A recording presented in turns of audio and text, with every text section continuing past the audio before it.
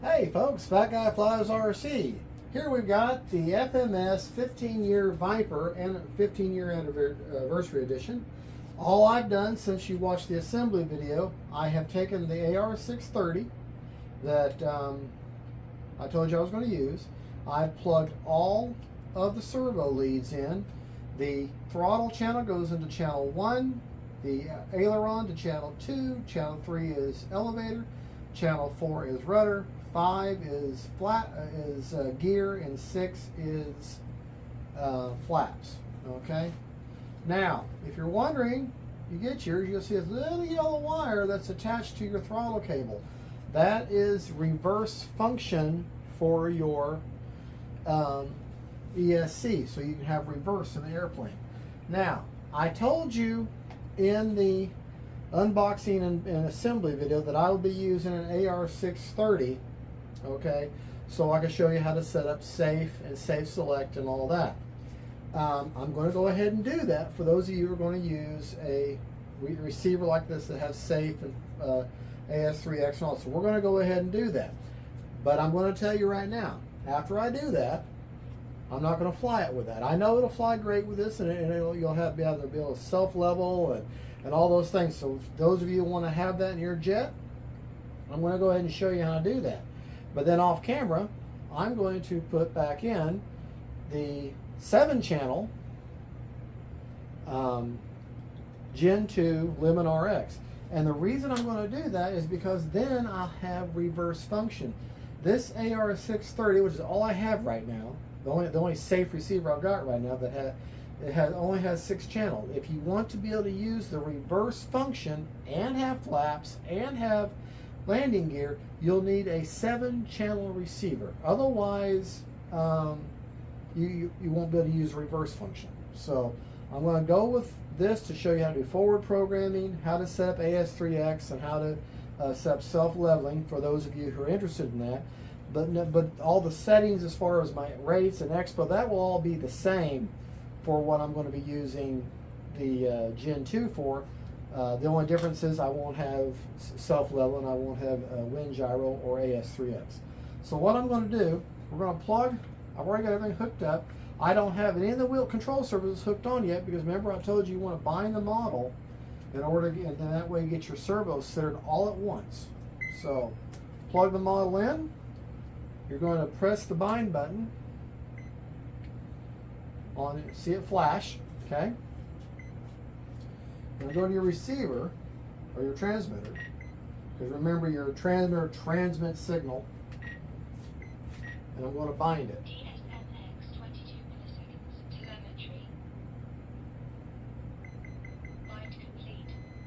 Okay, now I'm going to make sure that I've got connection. I mean, look at, let's put the gear down.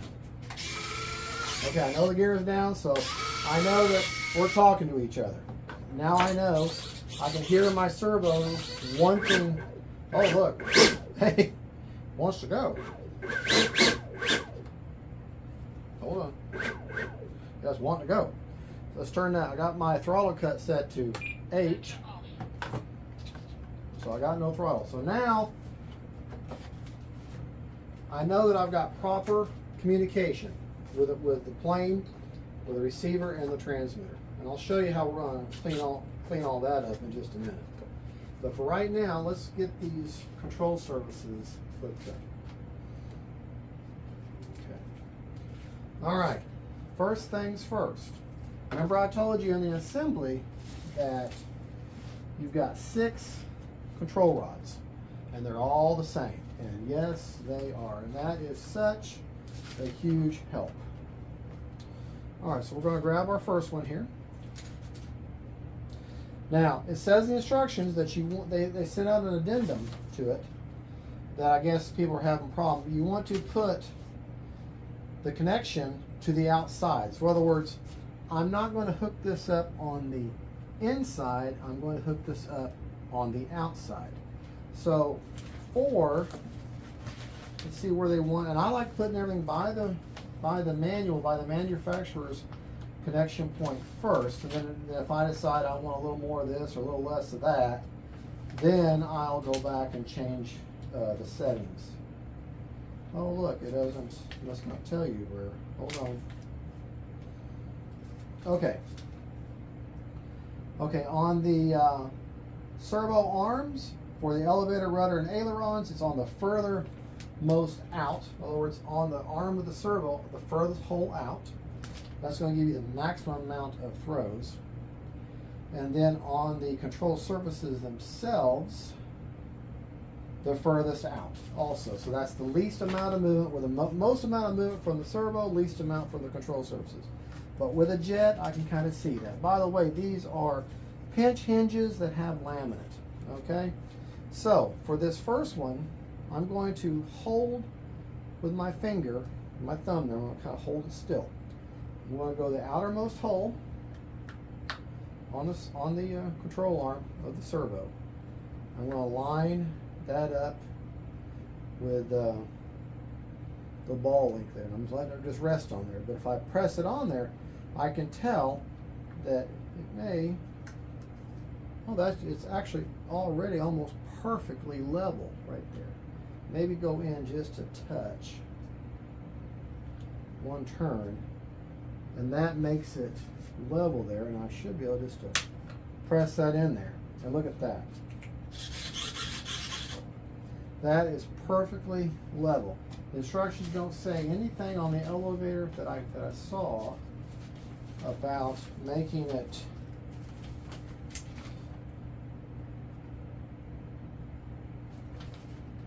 let me make sure, I don't want to mislead you about hooking that up, giving it any, because some models they want you to give a little bit of a positive mechanically up elevator, mechanically down elevator, but this doesn't say anything about that I can see, that I remember seeing. No.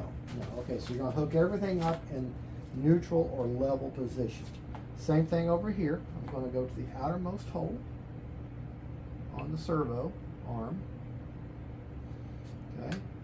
I'm going to set it on the ball link. I'm going to take my fingers, hold the control surface in place, and this one's a bit long, so I'm going to have to turn that ball link in to where it's nice and hooks up level. And that's a bit too much. Now go out some. Remember, right would make it go in, left would make it come out. I'm turning it. And that feels like that would be, and that is. Now look, perfect. All right, let's go ahead, since we've got this wing right here in front of us,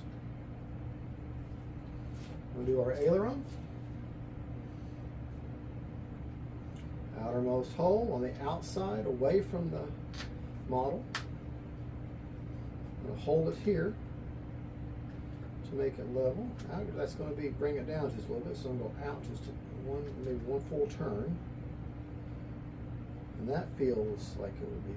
So what is, you put your ball link connection, just kind of press it on there and see how it relates, how it moves the control surface. Well, it is perfect. Just, yeah, that's, I like that. Maybe one in one. Nope, that's too much. 1/2 turn. There we go. All right. All right, take the flap. Now I've already gone there and programmed my flaps. So I have them for flaps up. So if flaps are up, that means the control arms on the servo should be towards the surface. Now that means this should be making this flat and level with the aileron here and the fuselage here. So, outermost hole, away from me, hook it to the flap, set it on there, just push it on the roll. In other words, it puts its facing on the ball link itself. And if all of this is completely straight and perfect all the way across, which it really is, go ahead and put that on there. Take off flaps, landing flaps, flaps up. Okay. All right. Let me do the rudder real quick. Actually, let me just go ahead and turn the model over, and let me do this wing, and we'll do our rudder last. Two more. I love the fact that these are all the exact same. Remember, you're hooking these up to the outside, but all these control arms are the exact same length. That just makes things so much easier. Thank you, FMS, for designing it that way. That just makes life easier. And using all the same length screws to put the whole model together. And that takes some engineering. So we're talking about complex curves and shapes. You know, this is not just something they just threw together. This has got some thought behind it. Thank you, FMS.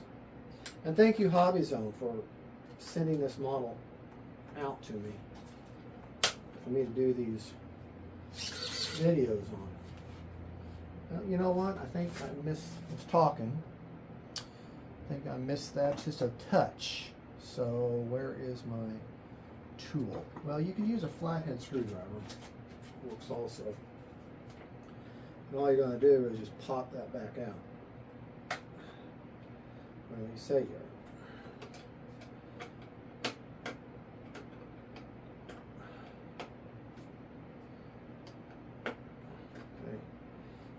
What it is, I didn't quite get as level as I want it to be.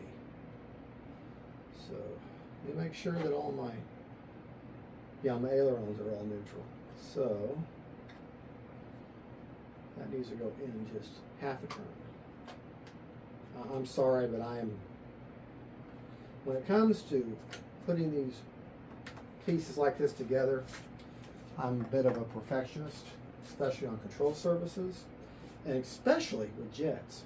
I mean, because with jets, even the smallest amount of deflection on a control surface can get you a pretty dramatic result.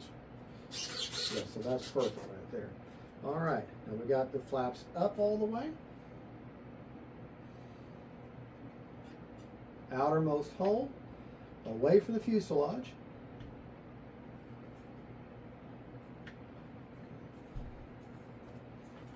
And get it to fish in there.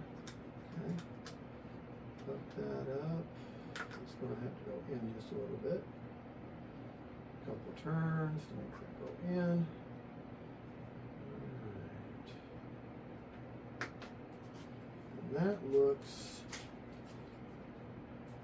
pretty good. Now, there's my takeoff flaps, landing flaps. Alright. Now I know all my control surfaces are nice and neutral, but let's go ahead and get our rudder taken care of. And then we'll go on about forward programming. Okay, outermost show on the rudder. Sorry, I got my head in your face. Alright, turn that in there like that. Okay, that's going to have to come out some to keep that rudder neutral. About a little bit more. That looks pretty good. All right. Now, if we look at our control surface, I got right aileron, left aileron, I got up elevator, down elevator, I got right rudder, and I got left rudder. Okay? And I got flaps. Flaps, making sure your flaps work is important, but not important in terms of radio setup and making sure you get binding with forward programming. Okay, now we can lose our plane stand. Now we're going to use what the plane uses. We're going to use this gear. Okay, put the gear down. Okay, we're going to turn our attention to this mess. All right, now got the model in there, and I got the battery there. Let's go ahead and take the battery out. I know she's bound up. I know everything is in the right way. Oh, and by the way, I'm going to be flying, and I fly a lot of my 70 millimeter on the 3300 Hyperior battery. These are awesome batteries, folks, and they're a whole lot cheaper than Spektrum, but just as good quality. Yes, they don't do self-discharge and all that. You have to do the old-fashioned lipo care, okay? But these are great batteries. I highly recommend them. I've got them in 5,000. I got them in these. I got them in some 4,000. I got them in some 4S. I got them in 3S. I probably got 15 Hyperior batteries, and actually I ordered a few more. I highly recommend these batteries. They're the only thing the Spektrum batteries have over these is that you can set the Spektrum batteries to self-discharge. These you're going to have to discharge yourself if you don't use them. But if you fly them and you get them down to, say, 20 or 30%, well, you just discharge them the best way, and that's by using them. So, and always charge before you fly. And if you don't fly for a few days and you got a full battery, get it discharged down to storage rate. That's the only way to keep your batteries long term. And folks, I've got such an investment here in batteries and planes. Trust me when I tell you, it's the best way. Don't just charge your batteries up and let them sit for weeks on end. I got a whole different video on lipo care. I'll put a link to that in this video. The lipo care, you'll find in this hobby that the planes are not the real expense. The batteries are the expense. Okay? So, anyways, enough about that. Got your plane here. Love that wonderful shock absorbing gear. Now, got this big bunch of wires. Now, with this plane, the best place for your battery to be, for this plane to fly well and land well, is you look right here, you'll see these parts of the fuselage. If I can keep the stuff stay out of the way, you'll see these parts of these fuselage that kind of turn in. You can kind of see it there. It kind of turns in. That is where your battery wants to end, right there. You want to end it right there. You put your 33, 3200, whatever you're using, it's going to end right there. So that leaves you this little block of space to tuck all this in. Now, I'm using an AR630, okay? So how you mount it is specific to how the gyro and everything sets itself up. In my first VIPER, what I did was, I just took an AR620 and shoved it right up in here. And the nice thing about shoving it right in there is, look what I've got on both sides. I've got all that wiring there, but on both sides, I've got 2 finger length worth of airflow channels, uninterrupted airflow. So if I mount that receiver up on its side like that, I can do all my forward programming. I still have not compromised the airflow to the ESC. Now understand, the ESC, not only does it get airflow here, but it's also got inside the fuselage, there's a big open channel with a grating where right on that ESC, where that jet intake, that air intake, flows right over that ESC. So it's getting a lot of cooling already.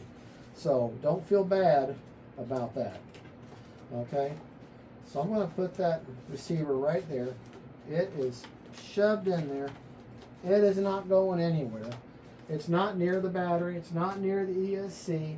The spar is down here, so that's a great place for that receiver to be. It's got plenty of able to receive signal all the way around 360. That's a good place for it. Okay?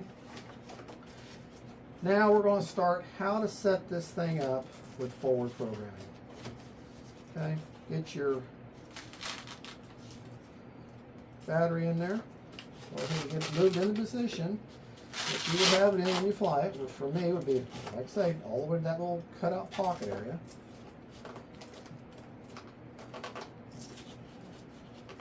Excuse me while I argue with the strap a little bit.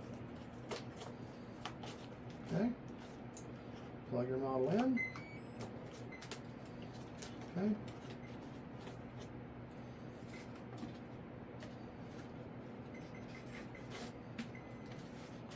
All right, now, one thing with this, you're going to have to fight with the placement there. All right. Now, we now have our model. Technically, she's flyable right now because I have motor. Okay. Motor off. I have the correct direction on all my control surfaces. Okay, and everything's ready to go. We already know the flaps work, so technically I could take her out and fly her right now, but I would not be using any of the features that comes with that AR630 receiver other than just the connection. But basically it's an AR620 at this point, an antenna-less receiver with no gyro, no stabilization at all. So now we have to go into what we call forward programming to unlock those features. A drink. So, how do you do that? Well, that we have to go to the model. We've already got it. This only works with Spektrum now. Okay, forward programming. Go to forward program. It's connecting. Okay. See where it says gyro settings? Since you're putting this model in here for the first time, I'm going to go to other settings. And I'm going to do a factory reset on this model, on the receiver. Okay. So that basically means, because that receiver, I've used it in several other models. Okay.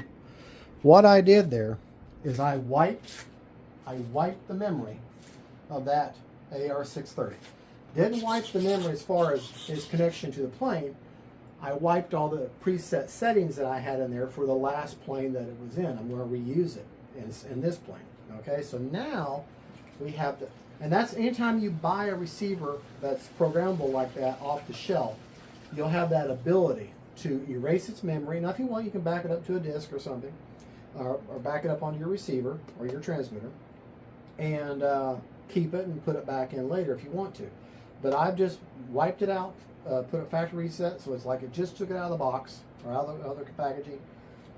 Excuse me, now I have installed. So now I'm actually ready to start. I could have done that off camera, but I wanted to show you how to do this. So now we're going to go forward programming. Okay. Going to go to gyro settings. Okay. First time setup. Yes. Okay. Make sure the model's configured. In other words, it's wanting to say, do you have the model set to where everything, all the control surfaces are going the right way? Yes, we've done that. Okay, we've already got wing, tail, all that set up.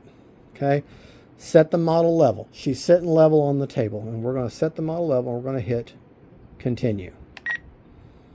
Okay, now it says set the model on its nose. Well, I have to do this off over here.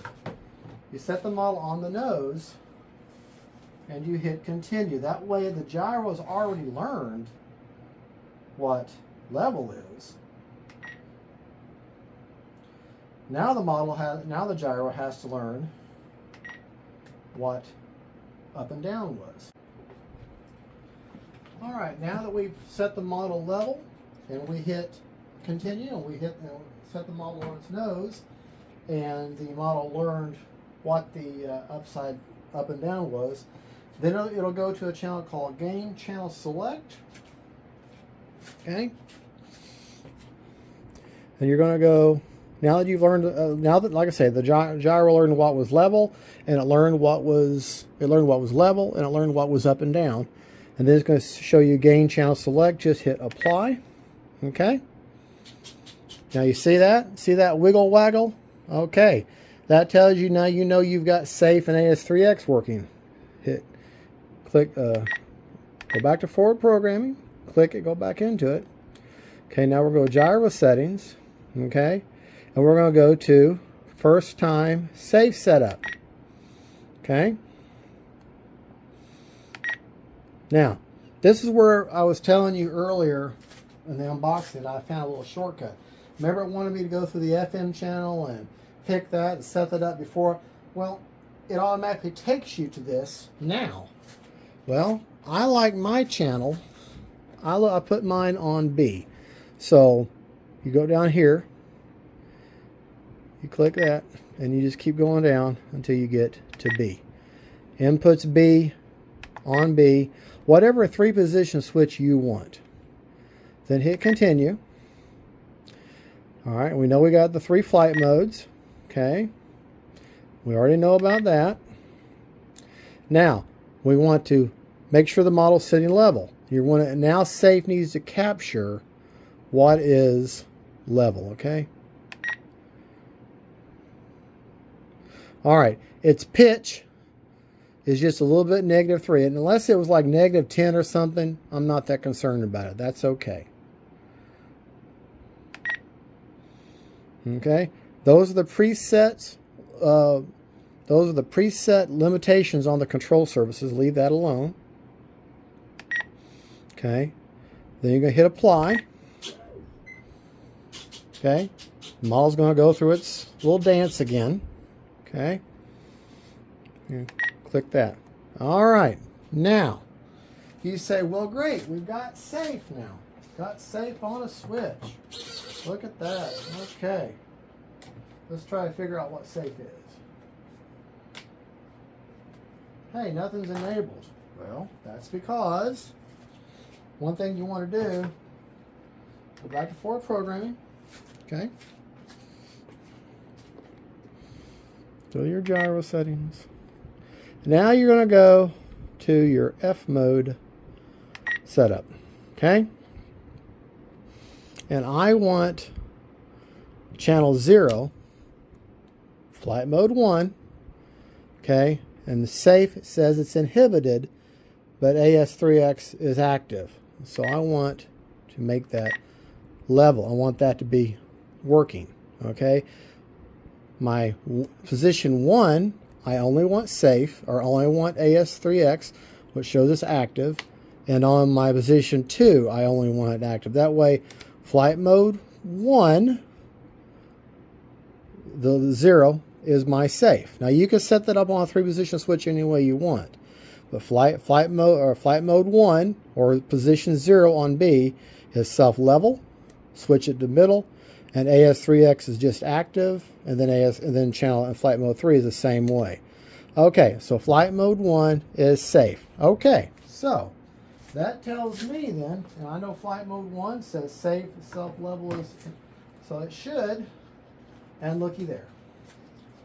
Look at that, look at the corner, look at that elevator. See how it levels out, and then look how it picks up. Now, watch these ailerons.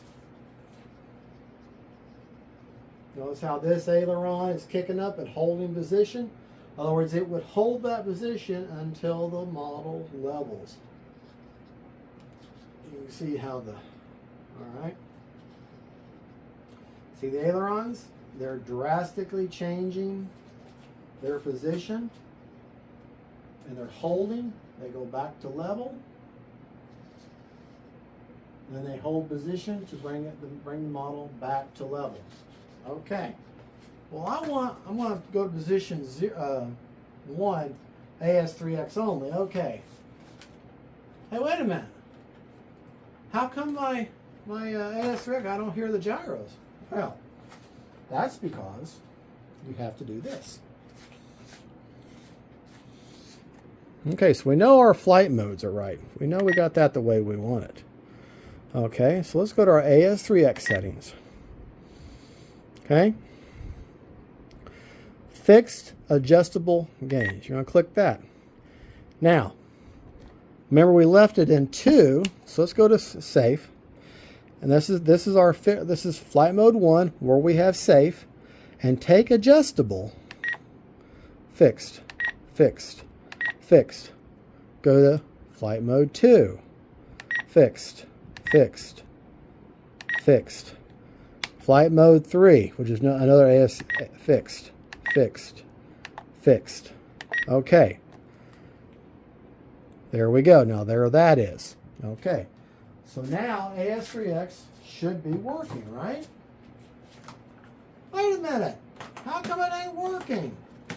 What's the rule about AS3X? It will not, that gyro will not kick in until your throttle. Motor on. Get out of there. Until your throttle. Motor off. Motor on. Has gotten up over 25%. Motor off. Here I'm working. Now that aileron or the elevator is kicking against my hand. The rudder is moving against my hand. The way you test your gyro that's working the right direction, put your hand on the control surface, and whatever direction you move that plane. If I was, I'm going to kick the plane up. If I was, I'm going to raise the tail. That elevator should push against my fingers, and it does. I'm going to take the plane, go this way. The rudder should kick against my hand, and it does. The aileron should do what? Go up, right? And it does. It kicks against my hand because I'm raising that plane. So now I know that my AS3X works correctly. I know that my safe works correctly. And the control surfaces are all working correctly. So the only thing left now, honestly, is to fly the plane and see if she's trimmed out right. Even though we had all the trim, eyeballing it, looks all nice and level and trim. Every model is different. Every model is like a child, and they all have their own separate peculiarities and little quirks. And even though it may look the same, this Viper may fly totally different than the Viper I've got over here, even though they're the exact same model, because just different defects, changes in the foam, little things about how this plane was put together. It may fly a little bit different. Even using the same model, same battery, same everything, it may fly slightly different. So you have to, it's going to fly very same, but it's going to be a little bit different because everyone is unique. And that's one of the nice things about planes. Is you have several different planes, they all behave differently, so you get to know them, and it broadens your knowledge of how these aircraft work. Okay, let's go over this. We know that our safe works correctly. We know that our AS3X is now working correctly. The number one thing to remember about forward programming is making sure that before you start forward programming, that all of your control surfaces work and go in the correct direction. In other words, you could basically fly the plane before that.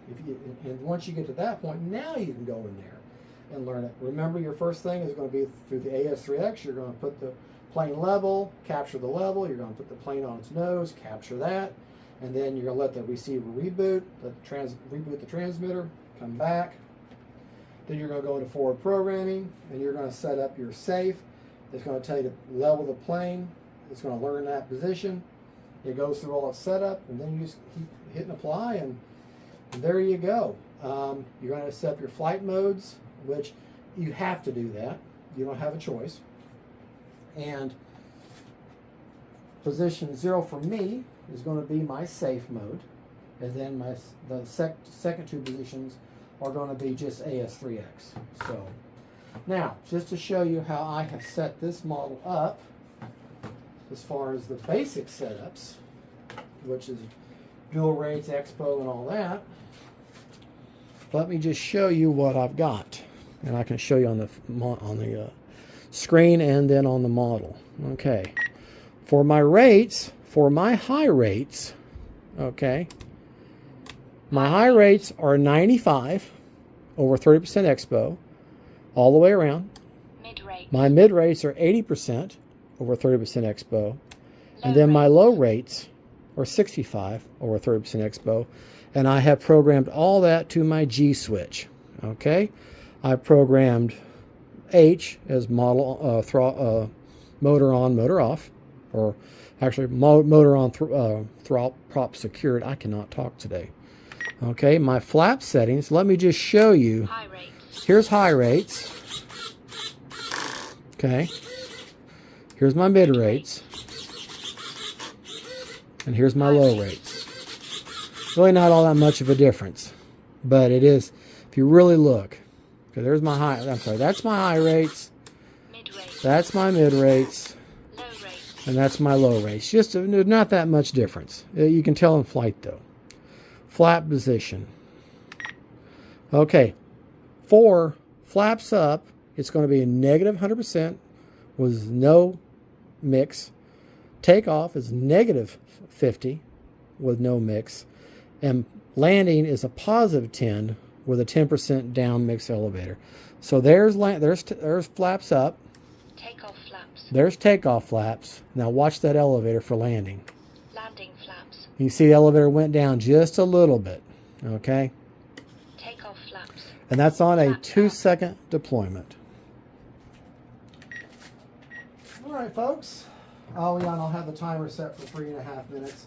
3.5 minutes is a good timer for almost all jets. Some jets you can get 4.5, but usually 3.5 is the most conservative and the your best bet for the jets. 3.5 minutes. My placement. Oh yes, CG is 90 to 95 on this plane. Let me just. I don't have that set on the plane, but I do remember it's kind of like right about there, and yeah, right there is about perfect. It's got the model in.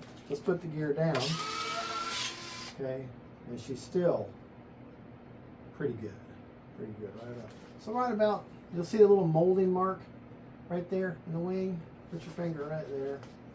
That's just about perfect right there. Okay. Well, folks, that is this radio setup, unboxed build or assembly of the FMS VIPER. And like I said, now I know I put the AR630 in there. I'm going to take that back out, and I'm going to put in a Lemon RX Gen 2, because I discovered with my VIPER, if you look, you see on your throttle cable, you'll see a little yellow pigtail hanging off of there. If you want, this plane is equipped with thrust reverse. If you want to be able to use thrust reverse, you'll need a 7-channel receiver. Well, these little Lemon RX Gen 2 receivers, they're about, you can get them from Lemon RX directly. It'll take about 3 weeks to get to you. They're like $15, and they've got just as good range and just as good signal as anything Spektrum has to offer. And they're about $15.90 each. 7 channels. They have a bind button.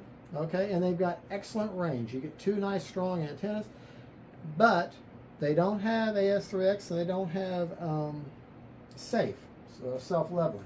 Okay, so that's your trade-off. Now you can pay $30 and get their version, their stabilized receiver, which has AS3X and so has wind gyro. AS3X is indicative to safe or to Spektrum products, but they have their Gen 2 Stability Plus receiver that has a wind gyro, and it has self-leveling. It also has a bind button on there. However, do not ask me how to explain these. That's the drawback. Trying to figure these things out, it's a push button and sequence and everything.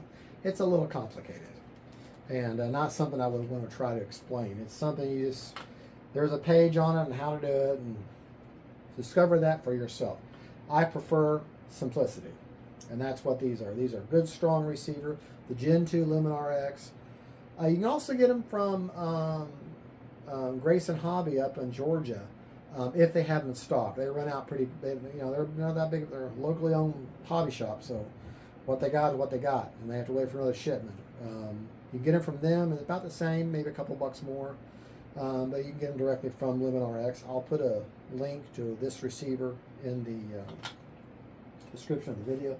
I'm going to take that AR630 out, because I just want to show you how to set up forward programming for those of you who don't know how to do it. And I'm going to put that one in that way on the, because this is a 7-channel, on the 7th channel, or aux2, I'll be able to use thrust reverse. So you'll see that when I do the maiden on this. Folks, thank you for watching. Don't forget to like and subscribe. God bless y'all. And don't forget, faith, family, and friends. And then jets. Bye-bye. I want a big shout out to Hobby Zone for sending this out to me. Thank you, Hobby Zone. Bye-bye.